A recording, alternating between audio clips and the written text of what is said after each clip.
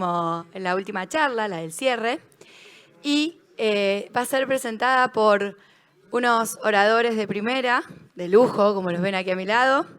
Los quería presentar. El intendente Pablo Hapkin, el intendente Rosario, David Rollero, el mismísimo presidente de APRESID, Pablo Gerchunov, que es un historiador económico recontra conocido, y Delfina Irasusta, de RIL. Quien modera este panel, como todos los que se fueron dando en la sala de Generación HB4, es Luciano Román, que está en formato híbrido, vía online, y Jorgelina Traut, a quien ahora mismo le cedo la palabra. Muchísimas gracias por estar aquí. Y quería recordarles también que luego de esta charla quédense porque el presidente de APRESID va a dar el cierre formal y nos va a decir unas palabras. Saludos a todos y muchas gracias.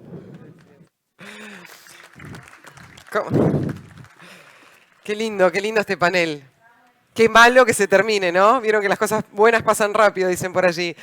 Bueno, Luciano, estamos dispuestos ya a la última parte, también con ganas de haberte tenido aquí, pero sabemos perfectamente de los compromisos y de la agenda y de la situación, así es que agradecerte enormemente en la apertura de este panel por el laburo en conjunto. Dicho esto, y ya todos presentados, David Rollero, dueño de casa, es su momento también más allá del cierre, por supuesto, pero encarar este panel final en donde verdaderamente hacemos Quo Vadis, verdaderamente planeamos, luego de 2 paneles más que interesantes, de observar la inclusión y la exclusión, a partir de la exclusión incluso lo que pudimos observar, y sobre todo el desarrollo del presente y las propuestas de futuro. ¿Hacia dónde vamos? ¿Qué tal? Hola. Ahora sí. ¿Qué tal? Buen día, ¿cómo les va? Muchas gracias por seguir acompañándonos. Como bien decían recién en la presentación, estamos llegando a los minutos finales. Muy contentos, que creemos que algunos de los objetivos que nos planteamos como organización, creemos que los hemos cumplido y lo hemos cumplido desde nuestra mirada satisfactoriamente, así que la verdad que eso nos pone muy contentos. Yo pensaba antes de subir acá, y a mí siempre los que me conocen saben que me gusta explicar las cosas con algunos ejemplos. Yo creo que sentía menos nervios cuando tenía que largar una carrera de motocross que estar acá arriba en este momento con las personas que estoy compartiendo, ¿no?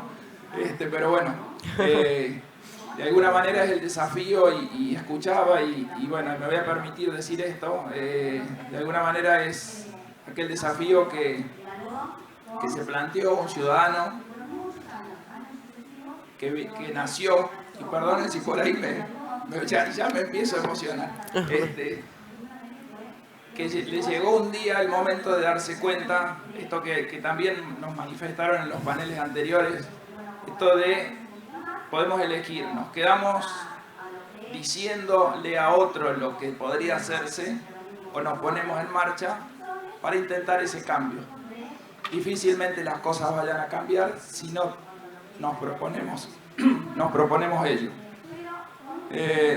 De alguna manera, y esto es lo que yo pienso y digo, bueno, Bachi, esta situación, estás en esta situación porque quizás ese camino, ese deseo te llevó a este lugar. Entonces, yo no quiero utilizar el tiempo de los demás oradores.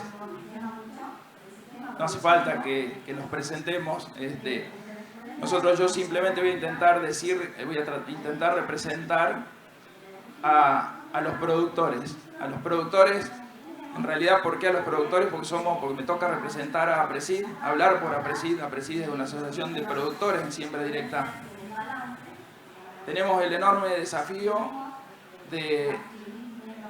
y el detalle, esto que no ocurre, o sea, nosotros como sociedad, y perdonen que muchas veces quiero decir algo y no tengo la facilidad de palabras, pero tenemos la virtud, eso es lo que no me salía, tenemos la virtud como país de tener algo que el mundo todavía no lo tiene. El entender, el empezar a poner en práctica por muchos productores esto que nosotros pregonamos desde APRESID, que es el sistema de siembra directa. Si bien, para aquellos que no conocen, puede parecer, bueno, será algo que está bien, ayuda a quienes llevan adelante una actividad económica. Bueno, el tema es que esta propuesta que nosotros venimos a hacer no solo nos beneficia a nosotros, beneficia al planeta. Beneficia al planeta, ¿por qué? Porque nos ayuda en el tema del cambio climático. Esta técnica viene a demostrar que podemos producir fibras, alimentos y energías de una manera distinta de lo que el hombre hace más de 10.000 años pensó que era el camino correcto. El camino correcto, o yendo hacia lo correcto, porque todavía justamente nos queda mucho camino por recorrer, es el de producir sin labrar. Entonces, yo pienso, digo, bueno, yo antes de, cuando me tocaba por ahí intentar, que empecé a delinear el discurso inaugural, yo pensaba, ¿cómo meto esto del metro cuadrado de lo que podemos hacer? Te veo, Delfina, y se me viene, bueno, Pablo también. Yo creo que es eso, es que cada uno hagamos carne esto, no esperemos ser el super líder de la humanidad para empezar a cambiar lo que podemos cambiar en lo cercano. Entonces, bueno, nosotros como APRESID empezamos con esto, o sea, le empezamos a proponer el cambiar el metro cuadrado a Argentina por este lado. Pero bienvenido a todos los que nos puedan decir, bueno, necesitamos esta ayuda, necesitamos esta otra ayuda. Cierro con esto. Tenemos un lema en la institución que dice que nadie sabe tanto como lo que sabemos juntos. Entonces, armamos este tipo de intercambio con ese objetivo. No necesariamente tenemos que hablar, y yo seguramente voy a aprender mucho de lo que ustedes nos van a contar. Y seguramente los que están acá también van a aprender de eso. Entonces, si queremos ser una república, creo que tenemos que entenderlo eso. Así que bueno, muchas gracias. Gracias. Delfina Irasusta, directora ejecutiva de RIL. Contale al auditorio, ¿qué es RIL? Contale al auditorio, a la gente que nos está observando y sobre todo, ¿por qué nace RIL? ¿Por qué estás ahí? RIL es Red de Innovación Local, una organización que fundé hace 8 años. Voy a ser muy injusta para definirla porque voy a hacer como mucho resumen. RIL es una organización que trabaja para que cada ciudad sea una ciudad de oportunidades. Una ciudad grande, una ciudad chiquita, una ciudad del interior, una ciudad capital. Que todas las ciudades sean ciudades de oportunidades. Y lo resumo mucho porque quiero pasar más a la otra parte del por qué está RIL. Y que de hecho es uno de los mayores aprendizajes, y lo vivo todos los días con esto que hacemos, que es el enorme poder que tiene una ciudad, un pueblo, un territorio, en la vida de cada uno de nosotros, en la vida de las personas, que incluso creo que es mucho más del que somos conscientes. Y se los voy a poner muy, muy extremo. Imagínense que yo a todos ustedes, o te digo, y a todos ustedes les digo, que no van a tomar más decisiones en su vida. No van a tomar más decisiones en su vida. Su vida, las decisiones las va a tomar otro. Salvo alguno de la sala que está tomando muy malas decisiones y dice, sí, yo te lo entrego. Pero creo que el 99% va a decir, no, yo tengo que tomar decisiones en mi propia vida. Pero es muy loco que con las ciudades nos dejamos que otro tome la decisión por nosotros. ¿En qué sentido?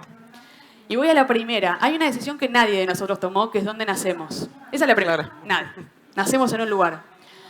Ahora, según dónde naciste, en la infraestructura, en el hospital, en el sanatorio, según los profesionales de ese lugar, según el equipamiento de ese lugar, tu vida puede ser 100% distinta. Te puede ir bien, te puede ir mal.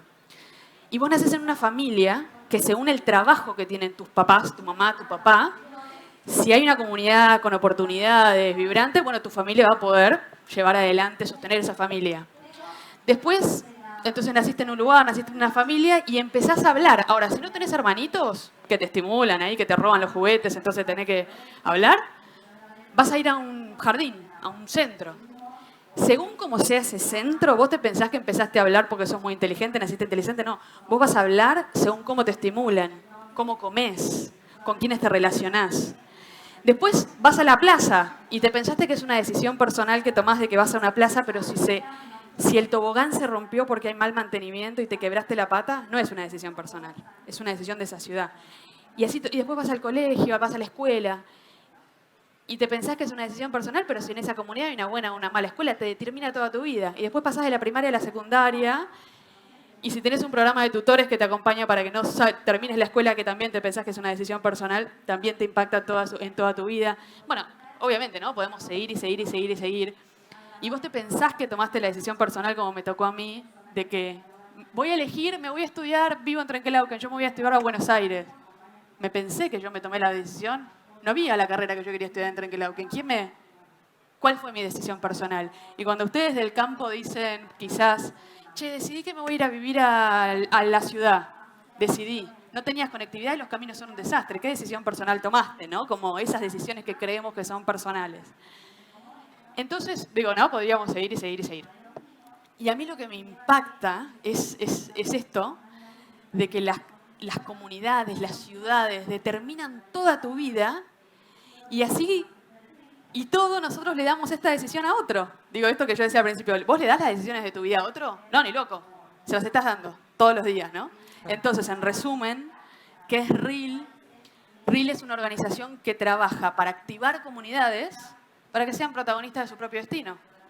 Porque finalmente atrás de lo que yo conté en esta introducción hay decisiones de políticas de salud, de infraestructura, de educación, de movilidad urbana, de desarrollo humano, de desarrollo económico, ¿no? Como que es eso.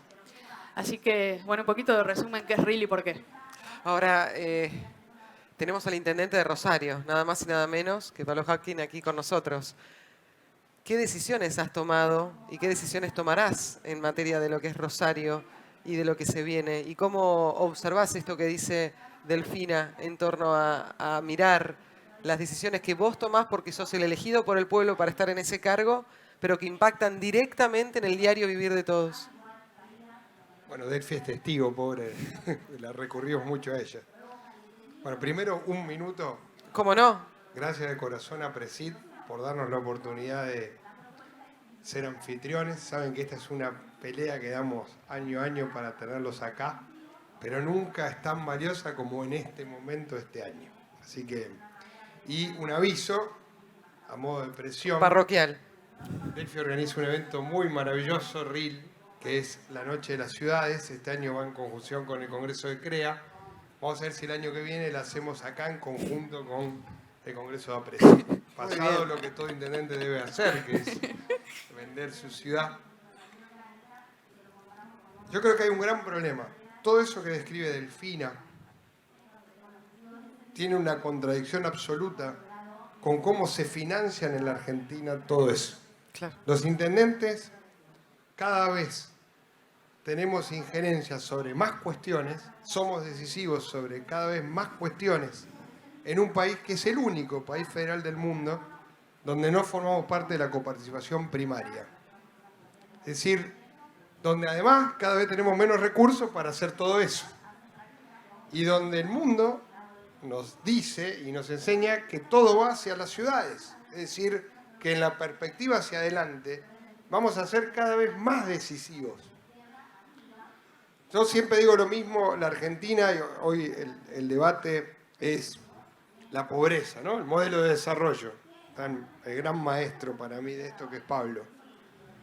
¿Cómo vamos a tener un modelo de desarrollo en un país donde las decisiones se alejan de lo local y donde las decisiones se toman lejos de donde la riqueza se genera? Es decir, la riqueza se distribuye lejos de donde tienen impacto y lejos de donde se genera la riqueza.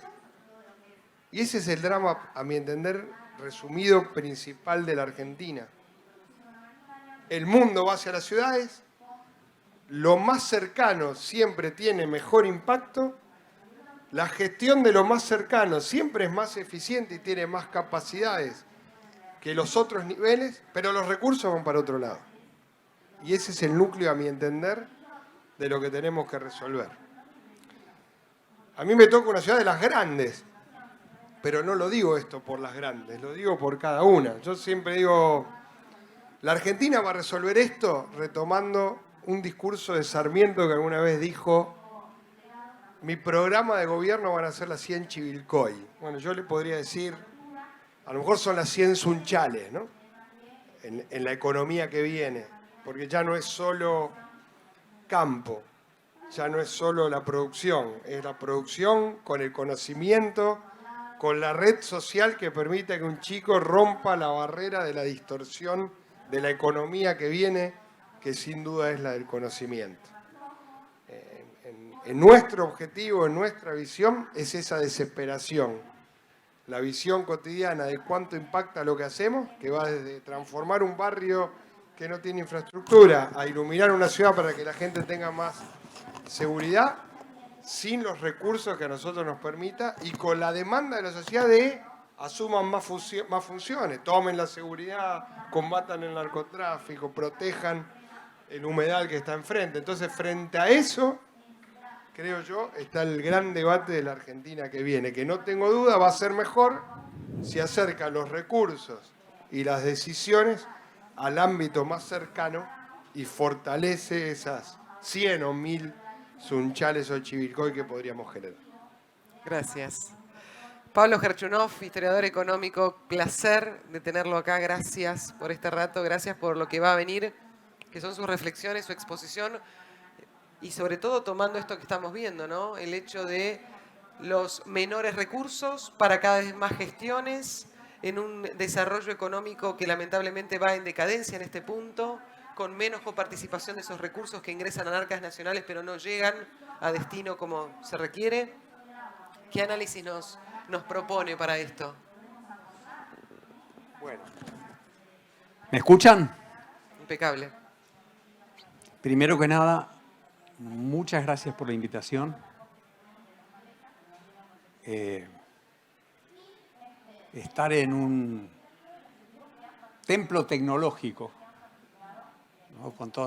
Con la efervescencia que se nota cuando la innovación tecnológica cambia el mundo, y la innovación tecnológica lo hacen los seres humanos, ¿no? Eso llama la atención, me saca del AMBA, ¿no? Y se nota la evolución del progreso. Muchas veces abortado, pero la evolución del progreso que quiere empujar, que quiere avanzar. Muchas gracias por eso. Yo quiero ser sincero con ustedes. Yo estoy muy preocupado. Y yo quise venir a Presid, al Congreso, porque me dio la oportunidad a transmitir mi preocupación. ¿Cuál es mi preocupación? Yo soy un hombre grande. No voy a decir la edad, pero soy un hombre grande. Y a lo largo de mi vida, las palabras que hoy aparecen en el centro de la escena, estabilización, reforma económica, crecimiento o progreso material, como quieran, las he escuchado muchas veces y las he visto en forma de programas que tenían sus virtudes y su potencia. Y cada vez que las vi, todas las que vi fracasaron. Y quiero mencionarlas en un carrusel rápido para que podamos ver la actualidad nosotros, la actualidad argentina en perspectiva histórica. Estoy hablando de 1952, Perón. No el Perón del 46, 48, el Perón que redistribuyó ingresos llevando a la Argentina era necesario redistribuir ingresos, pero llevando a la Argentina al desequilibrio. Es el 52 que trata de corregir eso y se convierte en un protodesarrollista. Fracasó. Es Frondizi, 1959, el intento desarrollista puro, pero con la proscripción del peronismo. Fracasó. Es 1966, el intento corporativista de Onganía y Krieger-Bacena. Más de Onganía que de Krieger-Bacena como corporativista. Fracasó. Todos se llamaban programas de estabilidad y crecimiento, programas de reforma, estabilidad y crecimiento, como quieran, combinen las palabras como les parezca. El del 73, del segundo Perón.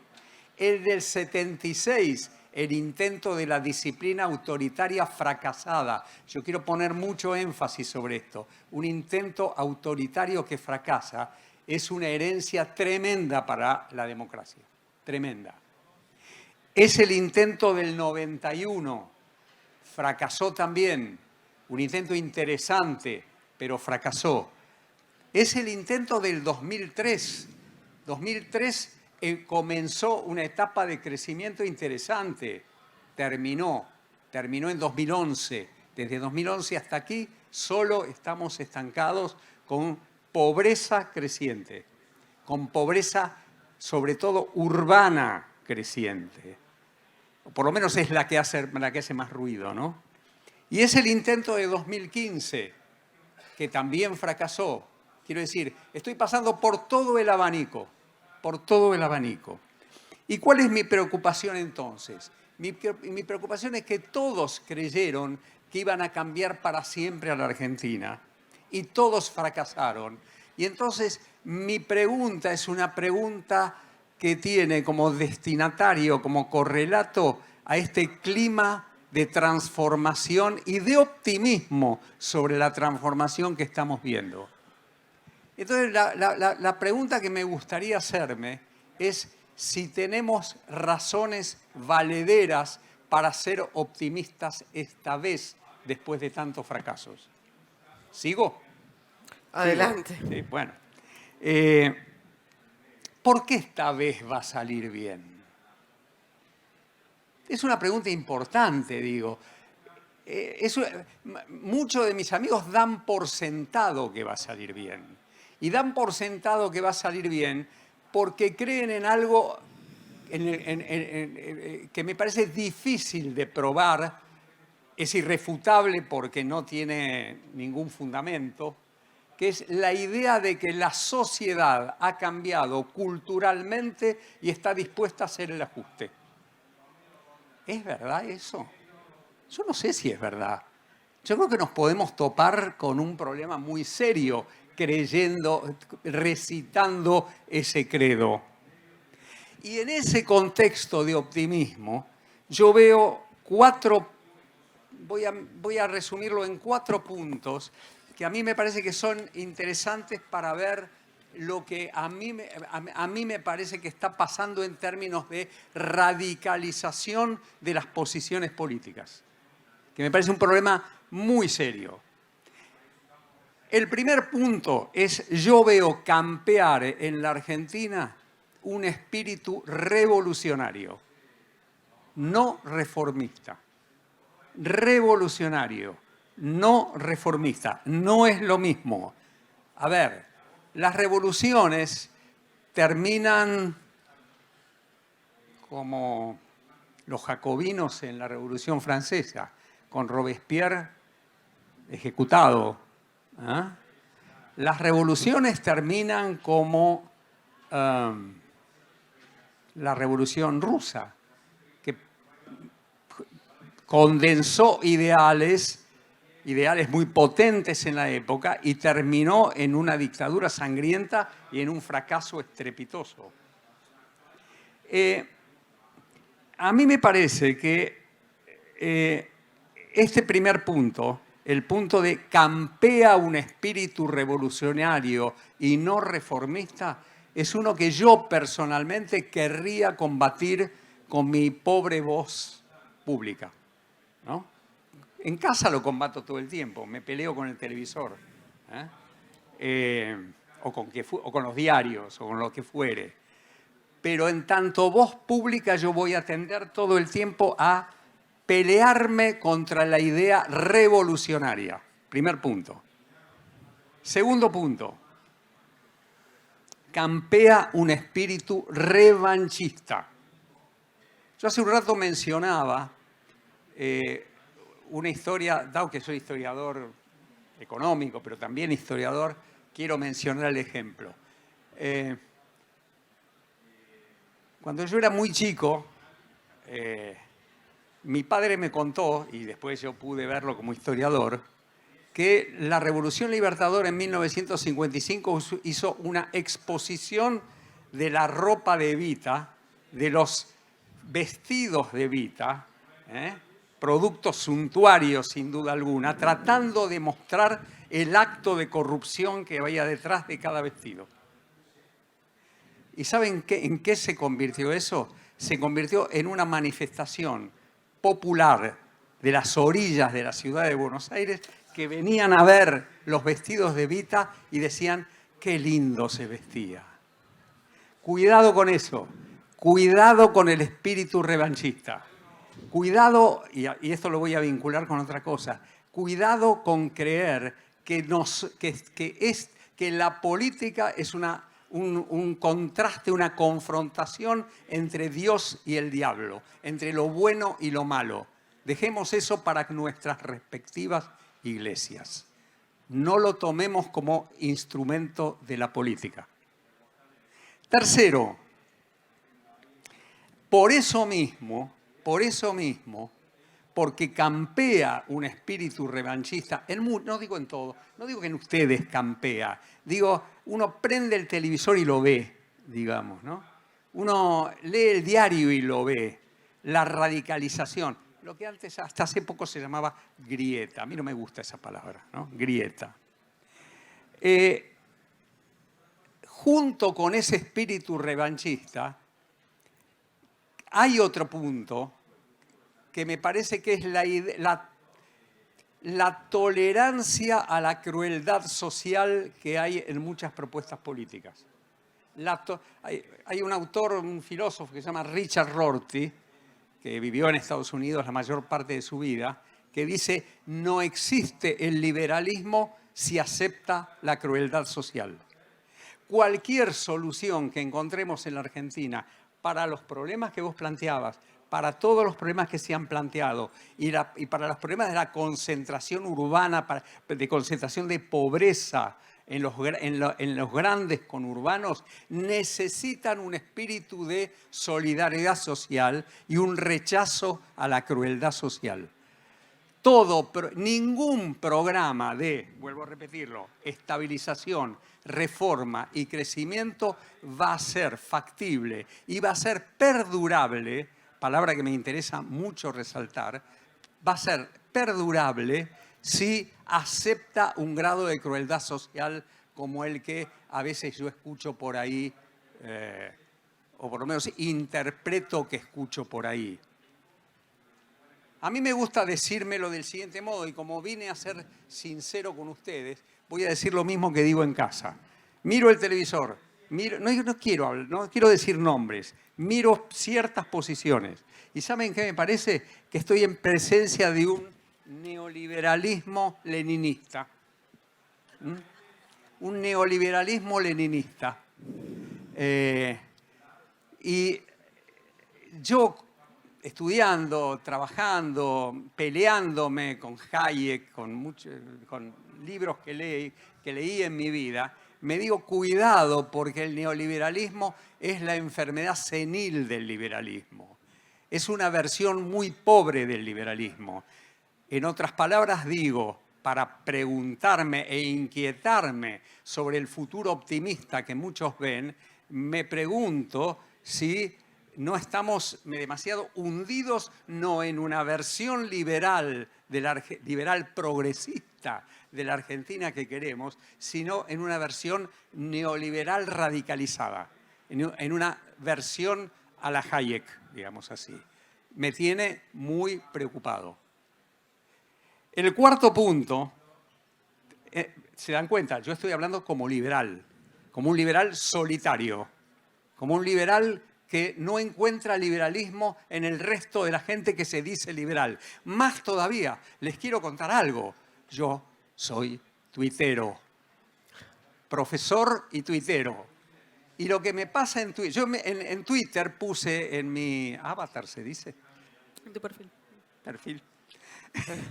En mi perfil puse liberal de izquierda, puse otras cosas, pero además puse liberal de izquierda.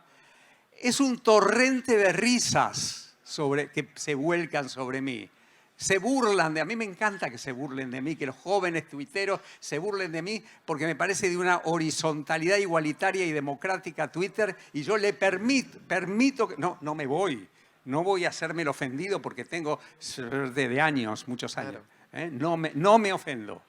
Pero me impresiona la ignorancia Me impresiona la vacancia del lugar en la Argentina del liberalismo de izquierda. Culpa de él.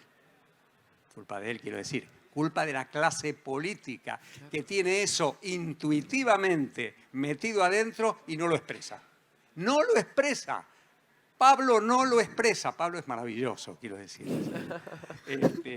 Lo digo de él porque se lo digo como amigo, como se lo digo a muchos amigos, que no terminan, que empujados por el clima de esta época, no terminan de incorporar su verdadera personalidad política. Y por último, en esta ¿por qué puede la inquietud acerca de por qué puede salir bien? Quiero decir que se niega el rol del otro, que nunca cruzamos la calle para hablar con el otro de verdad. Cuando creemos que cruzamos la calle, en realidad estamos hablando con alguien igual a nosotros, no distinto a nosotros. Y no nos atrevemos a Mitre Urquiza, a Perón Balbín, si se quiere, a Alfonsín Menem pactando una reforma constitucional. Eso es ir en la dirección del otro, dialogar y construir un consenso. No veo eso, veo mucho más la idea de nosotros somos los justos y los que están del otro lado de la vereda son los injustos. Me preocupa, me inquieta. Creo que si seguimos por ese camino y si no combatimos esa visión, no va a salir bien. O va a salir a medias bien. O va a salir bien un tiempo y después se va a perforar, como pasó con la convertibilidad, por ejemplo, ¿no? A favor, porque he dicho cosas que son inquietudes mías respecto a la posibilidad, a que una oportunidad termine abortada. De eso se trata, ¿no? A favor, o por lo menos proposiciones mías para tratar de encauzar en una dirección como la que a mí me gustaría el proceso político que está viniendo, que ni siquiera sé quién va a ganar el año que viene, pero le tengo miedo, A favor sería que comprendamos el problema de la inflación en la Argentina de una manera no superficial. Otra vez prendo el televisor, otra vez leo el diario, otra vez le grito a Susi, mi mujer, y se enojan conmigo mis hijos. ¿Por qué se enojan? Pero ¿cómo puede decir esto este tipo? ¿Qué dice este tipo? Dice, pusieron a andar la maquinita de nuevo y entonces hay inflación. Si nosotros, como los argentinos, y sobre todo la clase dirigente, porque no es, la mayor parte de la gente no tiene por qué entender si está bien o está mal la historia de la maquinita. Si nosotros como argentinos, y sobre todo la clase dirigente, no entiende, no termina de entender que la inflación es un fenómeno complejo, entonces no vamos a resolver el problema inflacionario.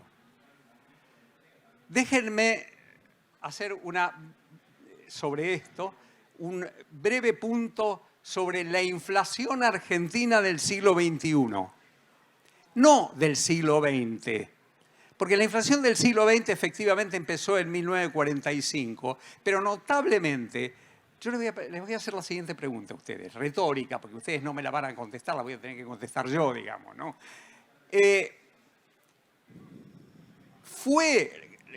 ¿Qué lugar ocupó la Argentina en la inflación entre 1944 y, digamos, 1974? El primer día de Perón y el último día de Perón, por decirlo poéticamente. ¿Qué lugar ocupó? No ocupó el primer lugar. No ocupó el primer lugar. Tuvimos menos inflación que Brasil, bastante menos que inflación que Chile y menos inflación que Uruguay.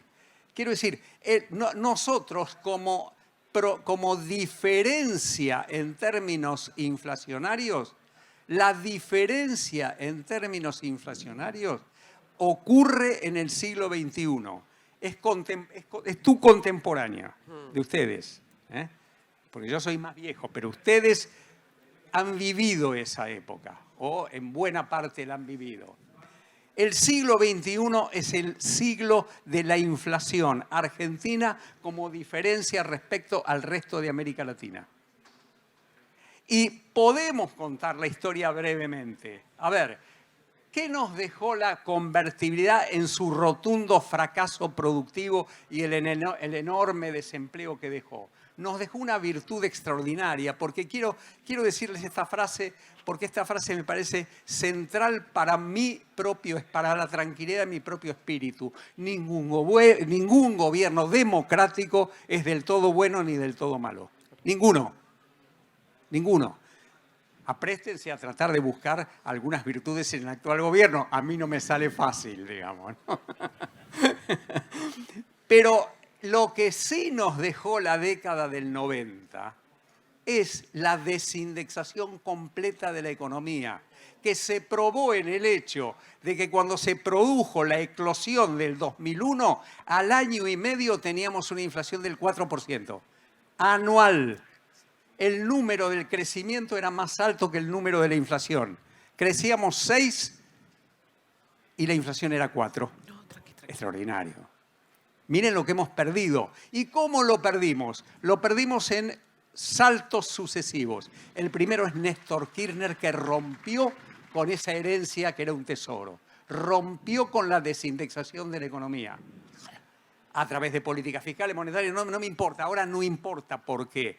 Pero nos dejó en un primer plató, en una primera meseta inflacionaria del 25%. Y ese no sería todo el problema. El problema es que además lo mintió. Además lo ocultó, ¿no? Segundo salto inflacionario. El segundo salto inflacionario, el que nos lleva de 25 a 50, es el fracaso de las políticas de Macri.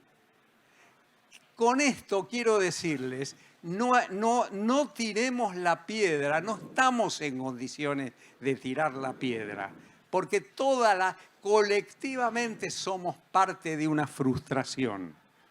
Y entonces, que Macri mire a Néstor Kirchner y Néstor Kirchner desde el cielo lo mire a Macri y se pregunten por qué fracasaron en la política antiinflacionaria. ¿No será porque simplificaron demasiado con la historia de la maquinita en algunos casos o subestimaron la inflación como en el caso de Néstor? Así llegamos a 50. Y el tercer salto es llegar a 90-100. Son 3 saltos. 0, convertibilidad. 25, Néstor Kirchner, kirchnerismo. 50, Macri. 90-100, la actualidad. Y la actualidad es una combinación de... Tiene razón Alberto, miren lo que digo. Tiene razón Alberto. La pandemia fue un problema porque en la pandemia había que emitir. El problema de Alberto Fernández fue que después de la pandemia no hizo la contracción monetaria que hizo todo el resto de los países para estabilizar la economía. Pero el golpe inicial de esa inflación es un golpe entendible en donde se combina un país que tiene que emitir para asistir a una sociedad en medio de la peste, no puede no hacerlo, pero lo hace sin moneda, no hace sin poder financiarlo con una moneda sana. Y no puede financiarlo con una moneda sana, no solo por él, sino por toda la historia anterior que hemos contado, por la historia larga que hemos contado, por una historia que desintegró la moneda colectivamente, sin que nadie pueda tirar la primera piedra de nuevo.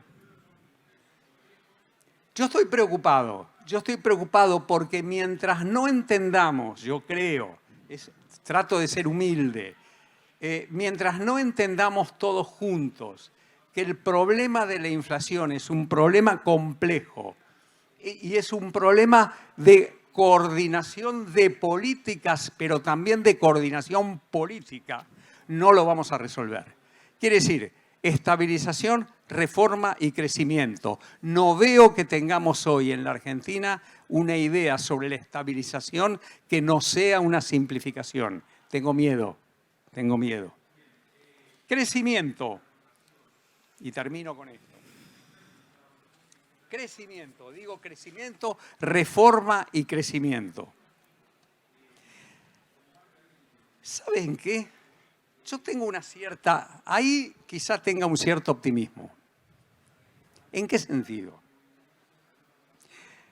El otro día salió en el diario, todos lo leyeron y algunos de ustedes deben incluso saberlo prácticamente, que en la Argentina escaseaban los embutidos porque no había insumos importados para los embutidos.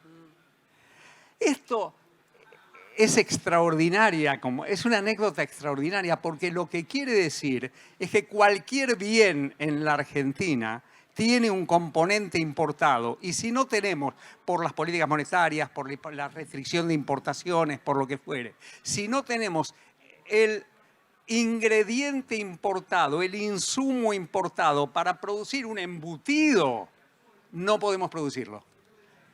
Eso es de tal sentido común como, por ejemplo, el hecho de que un celular es hoy un bien de consumo popular para una chica de Moreno. Hablo del Gran Buenos Aires. Para una chica de Moreno. Y el celular es todo importado.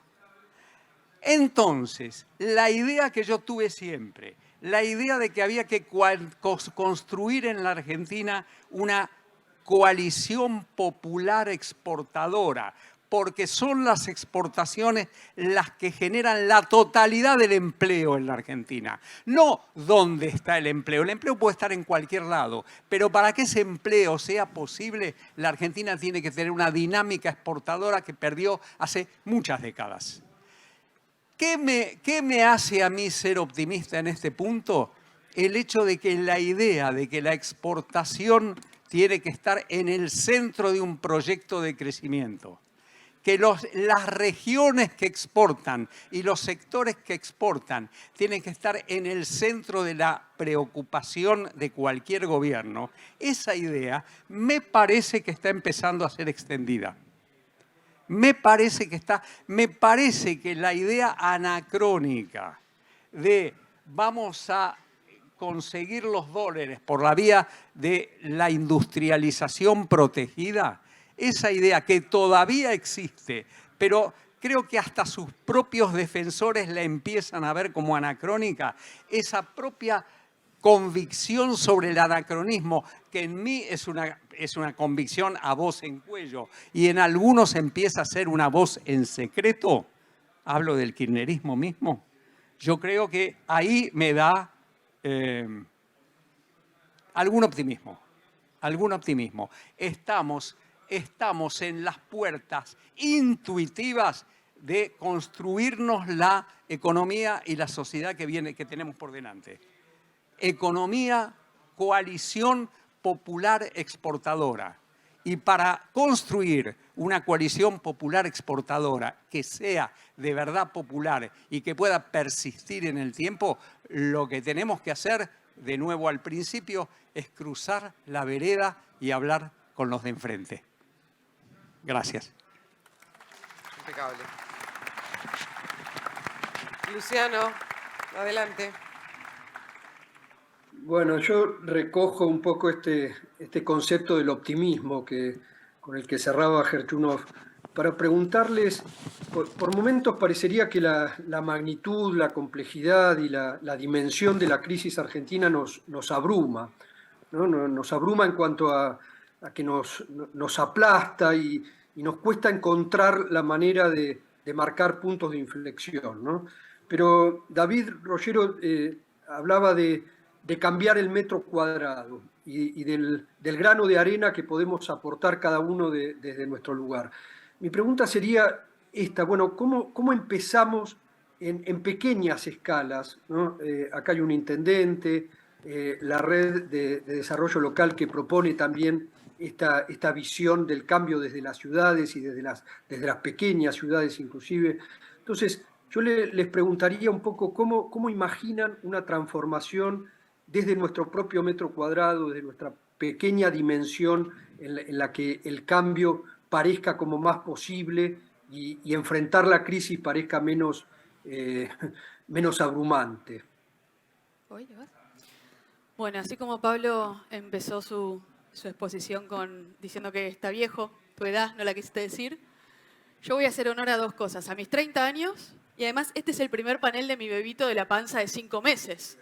Yo voy a hacer honor a esto, ¿eh? Y no estoy frustrada. Entonces voy a contar mi clima.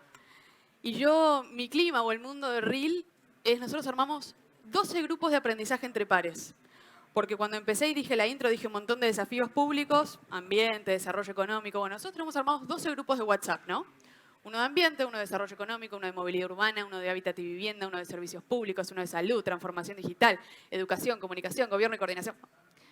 Y hoy tenemos metidos 1.700 funcionarios y funcionarias de 305 ciudades argentinas de todos los partidos políticos, en donde el secretario de Desarrollo Económico de El Quebrachal, ¿no?, que hablábamos de puede ser de Salta, forma parte de un grupo con colegas, con 250 colegas que están todo el tiempo intercambiando, pensando, mirando. Y largamos en RIL un programa que se llama Ciudades del Conocimiento, la gran oportunidad que tiene Argentina. Y se postularon 50 ciudades queriendo diseñar su agenda educativa, mejorar las políticas de conectividad. Bueno, seleccionamos 14, por los recursos que teníamos, seleccionamos 14 de todo el país que forman parte desde Goya, Lobería, Rivadavia, San Juan. Lo hicimos con aliados, está Argencon, está CESI, bueno, todos trabajando. Y en esta vinculación público-privada, entonces Santander, que es aliado del programa, nos propuso, ellos tienen unos bootcamp para entrenar en tecnología, entonces difundimos las búsquedas de Santander. Bueno, cuestión que conseguimos 420 currículums de chicos que ya tienen conocimiento en tecnología y que todavía no tuvieron, se entrenaron y todavía no tienen su primer trabajo, ¿no? Entonces ahora estamos haciendo eso, teniendo los currículums para que tengan su primer trabajo. Y también en este marco estamos organizando ahora lo que decía Pablo, la Noche de Intendentes, que la Noche de Intendentes es un poquito de basta de estas conversaciones del corto plazo, son conversaciones del largo plazo. Dijimos cuáles son las ventajas competitivas de la Argentina. Armamos 70 mesas, cada mesa tiene una ventaja competitiva, entonces están las ciudades turísticas, las biotecnológicas, las ciudades del conocimiento, las digitales, las portuarias, las del limón, las del vino, bueno. Cada mesa tiene un aliado del sector privado que lidera esa agenda, entonces imaginarán que en la mesa de las ciudades biotecnológicas, SF500 y Bioceres tienen la mesa, invitan a intendentes que tienen centros de investigación para conversar en esta conversación de futuro de cómo generamos oportunidades, ¿no? Y podría seguir, voy a terminar con una historia porque donde estoy la tengo que contar, que es la historia de Lobería, una de las ciudades que trabaja con nosotros, donde el intendente ya en esta segunda gestión y después de haber hecho ese cambio de tener una organización de la emergencia quebrada, pasa a tener una organización de la estrategia, porque logra pasar en municipio de déficit a superávit, ¿no? Todo lo que también a Pablo le ha tocado trabajar, y muchos gobiernos les toca trabajar. Vino a preguntar un poquito Cubo Badis, ¿y ahora qué? ¿Cómo seguimos? Y hizo todas unas mesas público-privadas y de una localidad de 20.000 habitantes armaron todo un programa de universidad, sin tener una universidad, hicieron una marca como Universidad de Lobería. Conveniaron con la Universidad de Unicen, que así como decías Chivilcoy, hay una nota de Fabio Ketglas para que la googleen, que dice 200 Tandiles, ¿no? Lo que está pasando en Tandil, que ese es un poquito nuestro clima. La pregunta del metro cuadrado es Tandil, la respuesta es Tandil también ahí, ¿no? Entonces conveniaron con la Unicen, conveniaron con la Universidad de Mar del Plata, tienen un montón de carreras de agro, de tecnología. Bueno, esto está pasando en Lobería, una familia viendo todo esto donó una casa. Esa casa ahora es una universidad que se está construyendo y se inaugura muy prontito, ¿no? Bueno, esto es un poco también... Y lo veo a Lalo sentado ahí, entonces es la esperanza, Marina, Alicia. Bueno, esto es un poco el clima de lo que se vive, de la enorme oportunidad del metro cuadrado. Y ya para cerrar, y lo que yo decía al principio, que tenemos todos estos desafíos públicos a resolver y se los hemos dejado por muchas generaciones a otros. En RIL trabajamos con una máxima, que es que los desafíos públicos no son competencia exclusiva de lo público. Y esta es la clave un poquito de esas mesas públicos privadas. Bueno, ayer me tocó el enorme también. Por eso vengo muy inspirada, porque ayer estuve en INDEAR. Entonces lo escuché a Fran Buchara cómo conversaba con el intendente, con el gobernador de Jujuy, hablando de cómo promover el ecosistema biotecnológico, ¿no? Entonces creo que es un poquito por ahí, generar esas conversaciones, esos espacios de articulación. Y bueno, Pablo, no sé, ¿va por ahí o no va por ahí?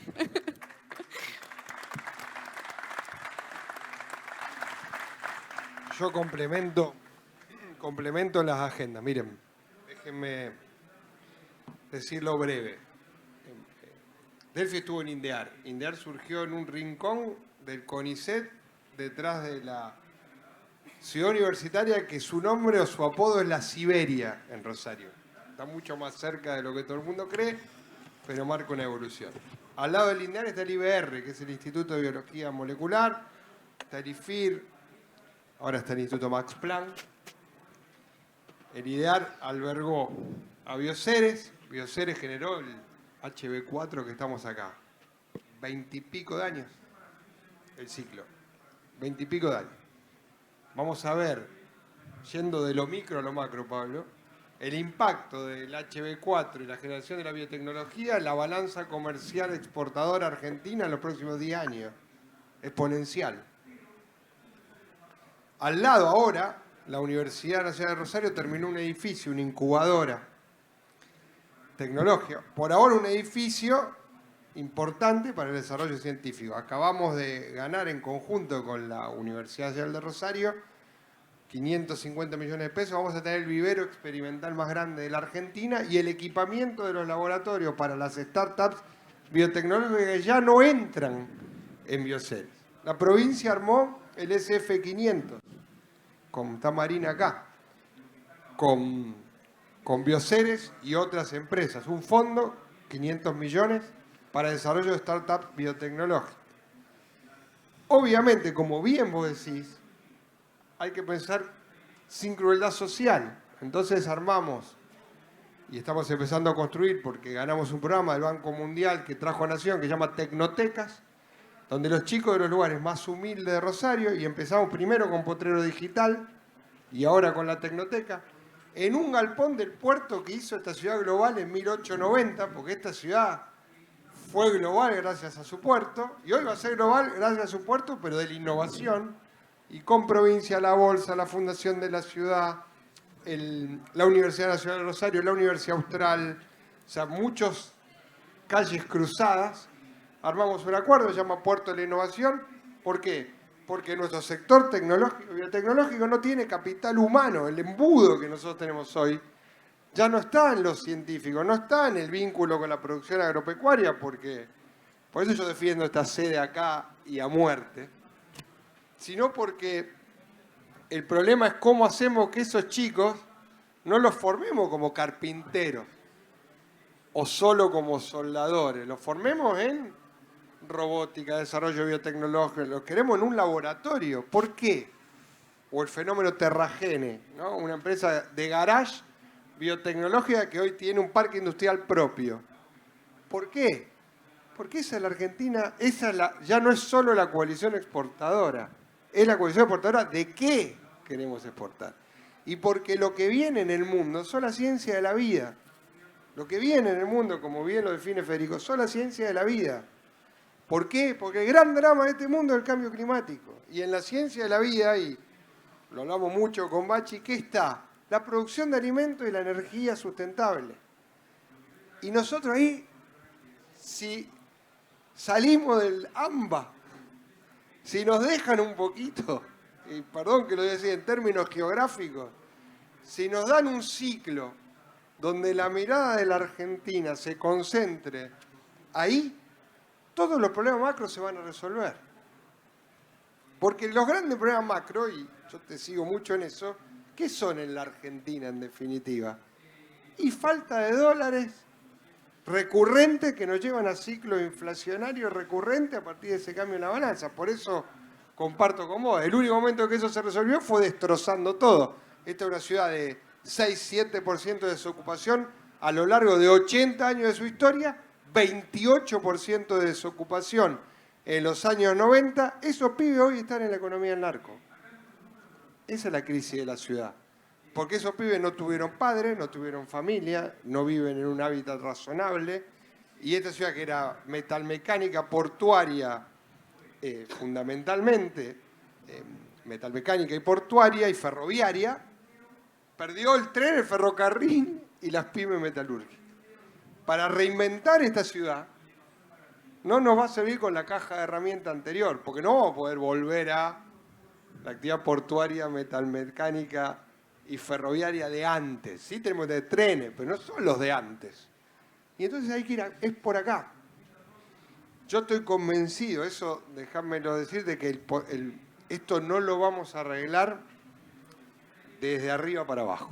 En el mundo en general no hay más problemas que se arreglen de arriba para abajo. Esto se arregla de abajo para arriba y, si me permitís, de la periferia, del interior al centro. Yo recibí, mira, 2 regalos, le comentaba a Pablo, y 2 minutos más. Recibí 2 regalos en estos días, muy llamativo, porque me tocaba el Quo Vadis da Presid.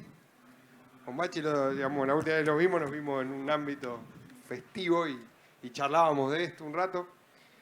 Uno que les contaba, ayer vino una persona que trabaja con nosotros en la municipalidad, me trajo un cuadrito con un sobre papel madera y me dijo: abrilo, que son días bravos y te va a hacer bien. No voy a contar larga la historia, lo abro, era el diploma de recibidor de grano de don Salomón Hapkin, agosto de 1945. Que lo encontró porque compró un mueble para restaurar y estaba ahí adentro. Mi abuelo vivió en 60 localidades de la Argentina como recibidor de grano. El otro regalo que recibí es un mapa del Protectorado de los Pueblos Libres, que era el mapa de la Liga de los Pueblos de Artigas. No lo voy a usar porque a mí no me gusta la grieta y estoy muy de acuerdo con vos, es que el gran drama de la Argentina es creer que de esto vamos a salir gritándole al otro. No hay ningún ejemplo en el mundo. Pero hay mucho para pensar, porque cuando uno mira eso, Córdoba, Santa Fe, Entre Ríos, Corrientes, Misiones, un pedacito de la provincia de Buenos Aires, Uruguay, sur de Brasil, además de que hubiéramos ganado varios mundiales más, qué país, ¿no? Entonces lo que digo es, el foco ahí. Y por último, y déjenme resumirlo con Atahualpa, que siempre fue un gran maestro. La arena es un puñadito, pero hay montaña de arena. La Argentina va a construir su montaña de arena del crecimiento si junta los puñaditos. Si pretende de entrada ver quién viene más gritón, armar la montaña de arena se caen. Y yo creo que todo tu desarrollo es eso. Estamos hartos de ver caer montaña de arena que además cada vez se extienden más. Si nosotros logramos eso, y creo que estamos en un panel y en un lugar ideal para eso, porque uno mira los primeros temarios, a lo mejor Apresita al principio no pensaba la cuestión ambiental como la piensa hoy, o la ciencia, porque nos vamos cruzando de vereda, porque hacemos lo que vos decís, porque en el medio vamos cruzando las problemáticas, y eso lo enriquece y lo desarrolla, y cuidamos el valor más importante que es el del suelo, y sabemos el valor que tiene. Los 100 Chivilcoy, los 100 Sunchales, los 30 Rosario o Córdoba que podemos generar, que Delfina los conoce bien, te van a dar el optimismo que vos buscás, y como bien vos decís, sin esquivarle a ninguna definición. Pero déjame que, antes de la definición más importante que la asumo, el federalismo no es un tema vacío en la Argentina. El federalismo es cómo y dónde se genera la riqueza, dónde la distribuimos. Y si no resolvemos eso, y si no somos un poquito más parecidos a lo que vas a ver acá, que a lo que vemos en la televisión de Buenos Aires, va a ser muy difícil que podamos ser optimistas en el último punto que vos marcas. Pablo, y meto chivo rápido. Los que quieran complementar lo que sale en la televisión de Buenos Aires, hay un medio que es www.mascomunidad.org.ar. Es el medio de RIL, donde contamos todas las historias que están pasando en toda la red de ciudades que están convirtiéndose en protagonistas de... Gracias. David, quiero que sumes algo a esto que están manifestando y sobre todo a ver si le logramos mermar la preocupación a Pablo en este punto que me parece que también podemos ir por ahí. Bueno, yo creo... Hola, hola. Sí, sí. Sí. No, voy y vengo, los escucho, se me vienen los mensajes de los otros paneles. De alguna manera... Creo que lo fuimos diciendo y también siento que lo dije yo. No esperemos a esto de las grandes montañas de arena, o lo podríamos decir, ¿para qué va a servir mi gotita? O ese dicho que hay que dice que el océano no sería lo que es si no estuviera mi gotita formando esa parte. pienso, hoy escuchaba y decía también esto de, creo que tenemos que de alguna manera recuperar los valores. Creo que ahí va a estar gran parte de la clave. Recuperar o reforzar o resurgir, porque todavía yo siento que los recibí. Entonces, bueno, pero pienso que hay muchos que esos valores no los están usando realmente. Y hacer las cosas, parecería tan sensato como decir, hacer las cosas que ya probamos que salen bien. Y que bueno, no importa si sos blanco, sos negro, sos radical, sos peronista. Nosotros en el campo, la parte que nos toca. Y de alguna manera apoyado en la ciencia, no apoyado en los pareceres, quizás en los pareceres que arrancan muchas cosas en los pareceres nuestros, pero después decimos, oye, a ver, pero yo no, o sea, sí me pasa esto, pero la verdad que no puedo explicarlo. Venga la ciencia, venga esa certeza de estas cosas. Yo creo que ese es el camino, o sea, el camino de la salida va a ser ese poquito de cosas que podemos hacer cada uno, basándonos en el éxito de las cosas, o sea, que tiene que ver también con esto, de dejar de pensar en la división, en el que el éxito sea que yo imponga lo que yo pienso. El éxito tiene que estar basado en lo que generamos cuando nos damos cuenta que lo que yo propongo quizás no es lo ideal, y qué bueno que lo puedo compartir y me lo viene a transmitir otro, y ese sea el camino que sigamos juntos. A modo general, es fácil quizás decirlo desde este lugar, es mucho más difícil porque esto también nos pasa como organización. Pero ¿por qué no hicieron tal cosa? Bueno, tenés un ratito, te cuento por qué no hicimos tal cosa, y bueno, y capaz que nos empezamos a dar cuenta. Pero digo, para cerrar, creo que hay cosas de cada lugar que podemos hacer. ¿Qué podemos hacer nosotros? Nosotros venimos a aportar ese granito de arena. Creemos que hay un sistema de producción que no solo va a cuidar el suelo y va a cuidar el ambiente, sino que permite generar todo un ecosistema alrededor que nos hace bien a todos. Ese sería mi resumen. Gracias. Pablo, en primer lugar, ¿cómo te sentís con esto? Porque a mí personalmente me sucede que cuando escuchaba a Delfina, escuchaba al intendente Pablo Hapkin, también me surgía, bueno, aquello que estamos demostrando que sí se puede hacer. Y por lo menos empezar a esa preocupación latente en vos, entender hacia dónde podemos ir para que esta vez sí sea, esto que preguntabas al inicio. Bueno, ¿quién nos dice, quién nos da cuenta de que finalmente esos conceptos que escuchás del 1950 para acá se puedan desarrollar? No, a ver. Lo primero que me surge es una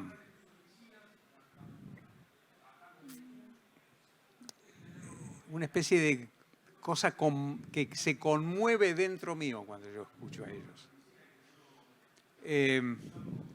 Por dos razones. Primero porque en los tres casos, no en uno ni en dos, en los tres casos, lo que están transmitiendo es un impulso de cambio de abajo arriba muy notable, muy notable. Yo ya lo conocía, digo, no es que, pero vengo aquí hoy y me llevo una inyección de energía que viene efectivamente del interior que va desde fuera del AMBA al AMBA, digamos, ¿no? Como lo dijo él. Lo de Pablo es de una osadía artiguista extraordinaria. La nación artiguista que nos propuso Pablo tiene un problema. Tiene el problema de la Argentina desde siempre. Y es el hecho de que ¿dónde están los que quedan afuera? Porque que Pablo no caiga, voy a debatir un poquito, que Pablo no caiga en que para tener esa nación próspera tengamos que achicar a la patria. Es como se dice en el cliché, es con todos, Pablo. No, espera, no. Ojo que nos vamos Jujuy, mañana. No, un minuto. Jujuy, Mendoza. No, de acuerdo. ¿Se parece más a eso? No, es verdad, es verdad. No, no es como era. No, pero lo segundo que... esto es una broma, digamos. Además, yo soy me fascina especialmente el proyecto artiguista, de modo que me llamó la atención y me divirtió mucho lo que dijiste. De todas maneras, sí quiero mantener una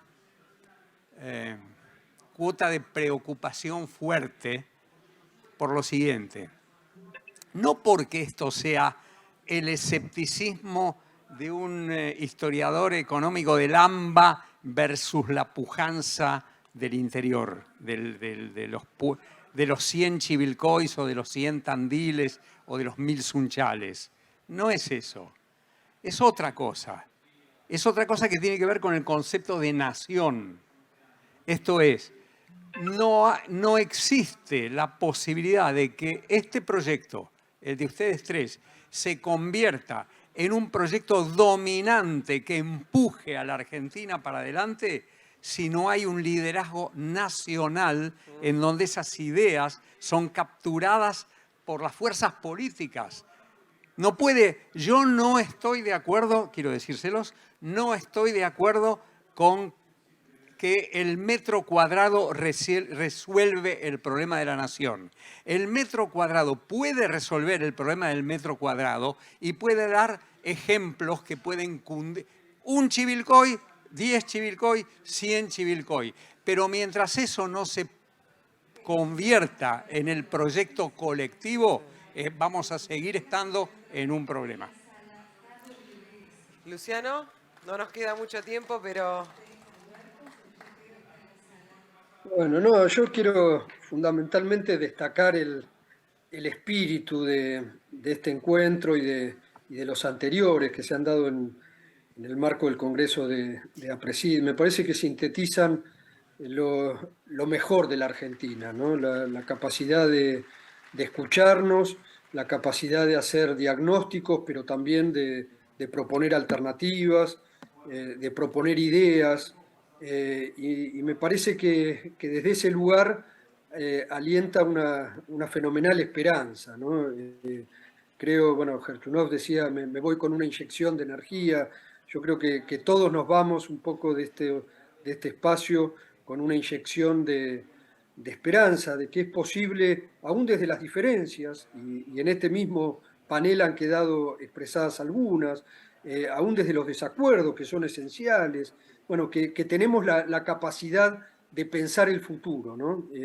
Y de pensarlo desde una posición constructiva, de manera que, no sé, yo me atrevería a subrayar esta idea y a proponerles como cierre a cada uno, bueno, un motivo para reforzar y subrayar esta esperanza. Un motivo para subrayar esta esperanza. A ver, ¿quién se atreve? Bueno, todos me miran a mí como, ¿o vos? No, porque vos tenés que... Culpa tuya porque yo fui escéptico. No, solo por ahí dejar, así como dije esa máxima, ¿no? De los desafíos públicos no son competencia exclusiva de lo público. Hay otra que me gusta mucho, que es cada comunidad puede ser lo que se proponga hacer. Y esto es solo se logra cuando es un sueño colectivo. Estar acompañando ciudades que se proponen cosas quizás hace como 40 años, Rosario proponiéndose ser el polo biotecnológico, no sé cuántos, ¿no?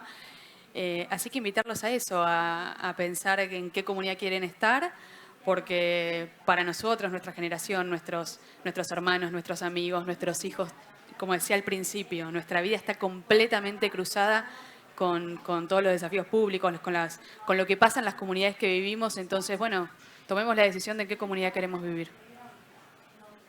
Bien. Yo sí, no tengo duda ninguna, de verdad, que el mundo se ha democratizado en ese sentido. Lo comentamos con Delfina, cuento una sola cosa. Fuimos a un seminario organizado por Bloomberg en Estados Unidos sobre ciudades. Y hablábamos con ellos. Uno mira la planificación de esas ciudades, las nuestras, no tomen cualquiera de las nuestras argentinas, Delfina tiene 350, es 100 veces más completo. ¿Por qué? Porque la necesidad, y supongo que es el mismo espíritu de APRESID, la vocación de transformar supera cualquier mediocridad. Y no tengo ninguna duda de que con los riesgos que yo también temo y que Pablo marcó, de que nos dejemos tentar por la idea de que esto se arregla mágicamente gritando en 10 minutos, diciendo cualquier cosa que emocione. Si a esa emoción negativa le cambiamos o le oponemos laburo, sostenido en el tiempo, vocación de transformar, la oportunidad de verdad es enorme. No es que estemos condenados a nada, como dijo alguna vez alguien, No. pero la oportunidad es enorme y la veo sinceramente con posibilidades de imponerse en serio. Antes de Pablo... Una frase, sí. Vamos con David, cerramos con Sí, Pablo lo y mismo, ya lo luego mismo. se viene el cierre del Congreso. Bueno, yo la verdad que me sale lo presidente de Apresidi y me sale lo de ciudadano. Yo creo que la esperanza está, no soy de los grandes lectores, soy del que aprende recorriendo caminos, veo Brasil, veo Paraguay, veo Uruguay, lugares que voy de alguna manera recorriendo y me van nutriendo, digo. Pero sí sé que hubo países que estuvieron muchísimo peor. Nosotros estamos mal, pero tenemos algunos capitales que otros países no lo tenían y sin embargo hoy día son países desarrollados o en vía de, o parecería que países normales con problemas seguros, pero no problemas como nosotros. A esto encima le añadimos de que tenemos una riqueza natural que otros lugares no tienen. Entonces uno empieza, o sea, ¿qué pienso? Pienso que tenemos que transmitir lo que a un Bachi Rollero le tocó, que es nacer en un lugar donde de alguna manera se pudo desarrollar. Me falta un montón, o sea, pero me permite analizar situaciones que quizá a muchos no se les permite. Y eso arranca en la casa, o sea, tenemos que ver cómo la estructura familiar, eso que yo no sé si llegué a poder expresar, esto del que te compartan valores, pero valores buenos, valores de la dignidad, de la dignidad asociado al esfuerzo, al trabajo, a la honestidad. Bueno, ahí arranca. ¿Y dónde arranca? Arranca en la educación. Uno, de alguna manera, ve que está destruida la educación. Hoy Lalo creo que era el que decía desde dónde se podía ayudar, que se podía ayudar en esto de ayudar a formar escuelas. Y Lalo decía, la verdad no me quiero convertir en Estado. Yo tampoco creo que... Parecería, no sé si no la tengo, pero parecería que no tengo la obligación de convertirme en Estado, porque pago impuestos, porque hago tal o cual cosa. Ahora, la realidad es la que tenemos enfrente. Entonces, creo que la esperanza está. Nosotros tenemos esto, perdón que destaque esto del sistema que nosotros pregonamos, pero tenemos esa posibilidad. Es compleja, ahí hay actores diversos que tienen que necesariamente interactuar para poder llevar adelante ese sistema exitosamente. Bueno, ahí se abren una serie de caminos, esto de las AgTech, de la tecnología, de la mirada distinta, de la mirada del consumidor, de la mirada del productor, de la mirada de la necesidad de tener conectividad. Y uno, como decías vos, Delfina, si me permiten, puedo estar un buen rato hablando de dónde me imagino que está la esperanza. La esperanza va a estar en esto, que entendamos que necesitamos educación, que hay posibilidades, que tenemos cosas para hacer, que tenemos un país que es muy rico, que nos permite, todavía tenemos un potencial en ese lugar que otros no lo tienen. Así que bueno, yo simplemente es tratar de transmitirles esta esperanza. Sepan que estamos como organización abiertos a no solo llevar adelante los desafíos que ya estamos llevando, sino que bienvenidos los que podamos hacer juntos para ver si podemos entre todos revertir esta realidad. Pablo. Una frase en forma de consigna ilustrada con un número va a ser, dedicado a la pregunta, digamos, ¿no? Sin el agro innovador y pujante no se puede. Con el agro innovador y pujante solo no alcanza.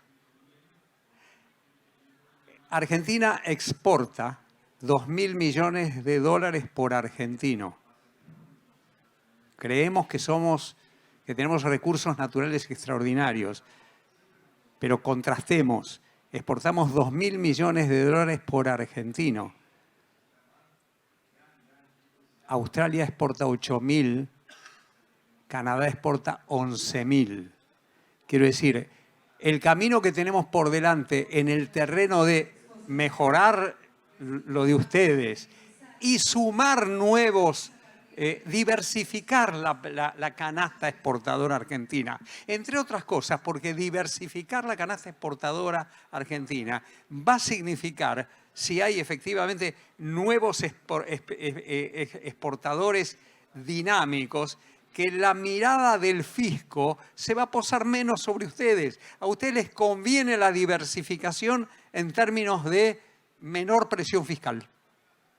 No sé si se entiende lo que estoy diciendo. Y eso solo se logra con una mirada comprensiva y global. No es de abajo arriba. ¿Entendido? Gracias.